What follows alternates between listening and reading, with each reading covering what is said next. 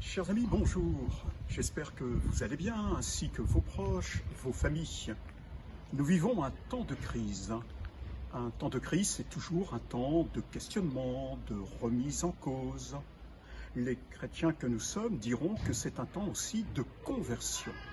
Alors permettez-moi de vous poser une simple question.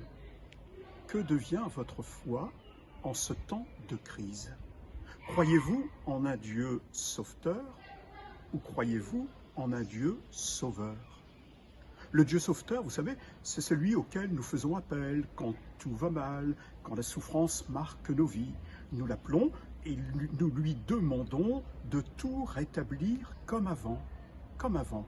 Aucun changement ne serait possible. Une fois sa mission accomplie, le Dieu sauveteur serait invité à rentrer chez lui jusqu'au moment où nous l'appellerions à nouveau. Le Dieu sauveur, il est tout autre. C'est celui qui nous a été révélé totalement et pleinement par Jésus-Christ. Le Dieu sauveur, c'est celui qui nous accompagne avec fidélité dans les moments heureux et malheureux de nos vies.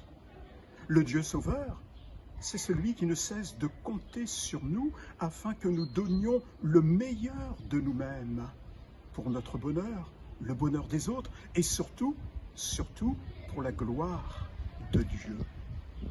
Le Dieu sauveur, c'est celui qui compte sur nous malgré nos faiblesses, nos échecs, notre péché.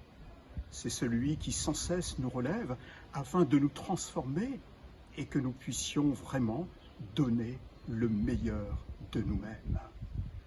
Le Dieu sauveur nous fait un cadeau extraordinaire. Au jour de notre baptême, il nous rend participants de sa vie. Une vie divine, une vie éternelle que nul ne pourra nous ravir. Jamais facile de croire en un Dieu sauveur.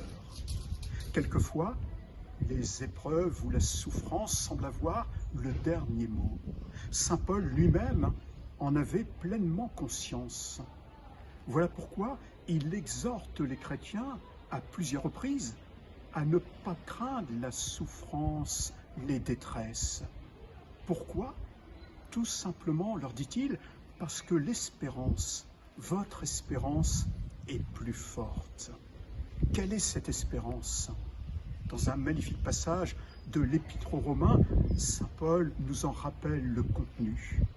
Notre espérance, c'est que l'amour de Dieu par l'Esprit Saint a été répandu dans nos cœurs. L'amour de Dieu est répandu dans nos cœurs, afin que nous puissions aimer comme le Christ nous a aimés. Voilà notre espérance.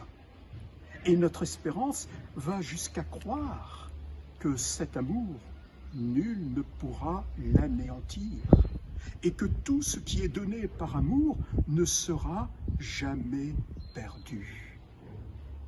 Alors, à l'occasion de la fête de la Pentecôte, prenons le temps de nous souvenir qu'au jour de notre baptême et peut-être de notre confirmation, nous avons reçu le don de l'Esprit Saint. Cet Esprit Saint qui ne demande qu'une seule chose, répandre en nous l'amour de Dieu, afin que nous soyons capables d'aimer avec le Christ et comme le Christ.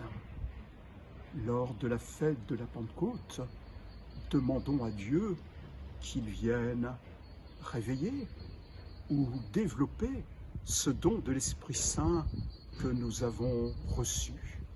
Ce don de l'Esprit Saint que nous avons reçu pour notre bonheur, le bonheur des hommes et aussi pour la gloire de Dieu. Bonne fête de Pentecôte à tous et à toutes.